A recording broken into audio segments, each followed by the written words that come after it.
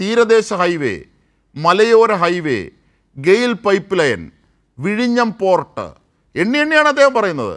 പിന്നീട് കേരളയിൽ നിങ്ങളും കേന്ദ്ര സർക്കാരും കൂടി ചേർന്ന് പലയിടത്തും തുരങ്കം വെച്ചതാണ്. ബാക്കിയുള്ള ഓരോ കാര്യങ്ങളും ആരോഗ്യ മേഖല, വിദ്യാഭ്യാസ മേഖല, നീതി ആയോഗിൻ്റെ, അതായത് കേന്ദ്ര ഏജൻസികളുടെ ഭാഗമായുള്ള ഇവരുടെ ക്രൈറ്റീരിയയിൽ കേരളം പിന്നോട്ട് പോയ ഒരു മേഖല നിങ്ങൾക്ക് പറയാമെന്ന് വെല്ലുവിളിച്ചു. പറയൂ റജി. 6000 കോടിയുടെ അഴിമതിയാണ് വിഴിഞ്ഞം പദ്ധതി എന്ന് പ്രഖ്യാപിച്ചത് ആരാണ്? ഇപ്പോഴത്തെ മുഖ്യമന്ത്രിയായ ബഹുമാന്യനായ പിണറായി വിജയനാണ്. ദേശാഭിമാനിയിൽ എഴുതിയ ഇപ്പോഴും എൻ്റെ കയ്യിലിരിപ്പുണ്ട് ദേശാഭിമാനി.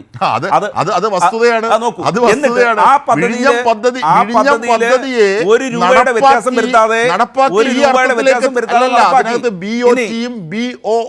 തമ്മിലുള്ള വ്യത്യാസമുണ്ട്. ഭൂമിക്കടിയിലെ ട്രാൻസ്ഫറും ബിൽറ്റ് ഓപ്പറേറ്റ് ഓൺ ട്രാൻസ്ഫറും തമ്മിൽ വ്യത്യാസമുണ്ട്. ഒരു മാറ്റവും അത് പൊതു പണത്തെ ഈ അർത്ഥത്തിൽ മുതലാളിമാർക്ക് നൽകുന്ന സംവിധാനത്തെയാണ് LDF അന്നും ഇന്നും എതിർക്കുന്നത്.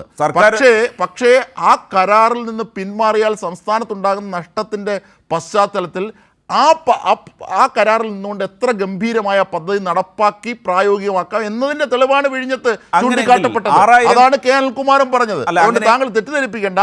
പദ്ധതികൾ എണ്ണി പറയുന്നു, ഓരോ മേഖലയുടെയും വികസനം പറയുന്നു. താങ്കൾ ചോദിച്ചത് അങ്ങനെ ആയിരുന്നില്ലല്ലോ. ഞാൻ പറയാം. ഇപ്പോൾ ഉരുണ്ട് പറയുന്നത് എന്തിനാണ് റജി?